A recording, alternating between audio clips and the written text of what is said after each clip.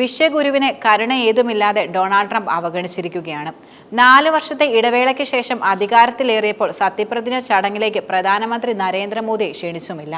Reliance മേധാവി മുകേഷ് അംബാനി, ഭാര്യ നിത അംബാനി സത്യപ്രതിജ്ഞ ചടങ്ങിന് തലേന്ന് നടന്ന അത്താഴവിരുന്നിലേക്ക് പ്രത്യേകം ക്ഷണിക്കപ്പെട്ടിരുന്നു. അവിടെ മോദി അവഗണിക്കപ്പെട്ടു. ലോകത്തിന് വഴികാട്ടുന്ന വിശ്വഗുരു അതായത് മോദിയുടെ സാന്നിധ്യമില്ലാതെ തന്നെ ട്രംപ് അധികാരമേറ്റു. ലോകത്തെ 5ാമത്തെ സാമ്പത്തിക ശക്തിയായിട്ടും ഫോണിൽ പോലും മോദിയെ ബന്ധപ്പെടാൻ ട്രംപ് തയ്യാറായില്ല എന്നതാണ് സത്യം. അധികാരമേറ്റ് ഒരാഴ്ചയ്ക്ക് ശേഷം ജനുവരി 27-നായിരുന്നു മോദിക്ക് ഫോണിൽ പോലും ട്രംപുമായി സംസാരിക്കാൻ കഴിഞ്ഞത്. ലോക രാഷ്ട്രീയത്തിൽ ഇന്ത്യക്കും മോദിക്കുമുള്ള സ്ഥാനമാണ് ഇത് യഥാർത്ഥത്തിൽ അടയാളപ്പെടുത്തുന്നത്.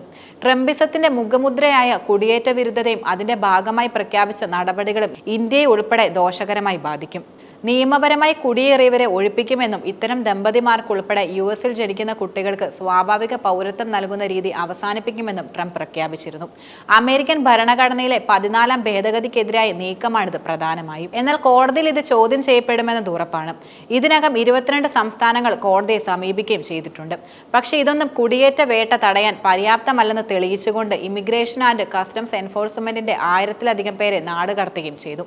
എപ്പോഴാണ് അനധികൃത കുടിയേറ്റക്കാർ കൊണ്ട് US വിമാനം ഇന്ത്യയിലേക്ക് എത്തുക എന്ന ഭീതിയാണ് ന്യൂഡൽഹിക്ക് ഇപ്പോൾ ഉള്ളത്.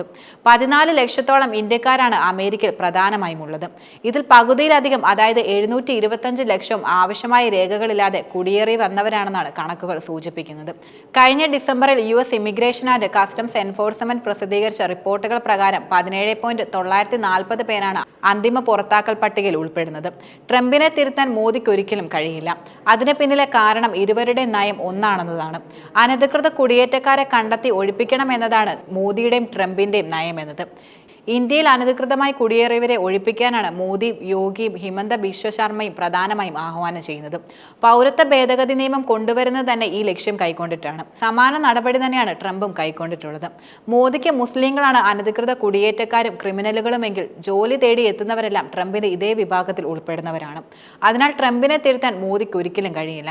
അമേരിക്ക പറയുമ്പോൾ മുട്ടിലിഴയുന്ന മോദിക്ക് ട്രംപിന്റെ ഇന്ത്യാവിരുദ്ധ നീക്കങ്ങളെ ചെറുക്കാനാകുമോ എന്നതാണ് നിലനിൽക്കുന്ന ഒരേ ഒരു ചോദ്യം.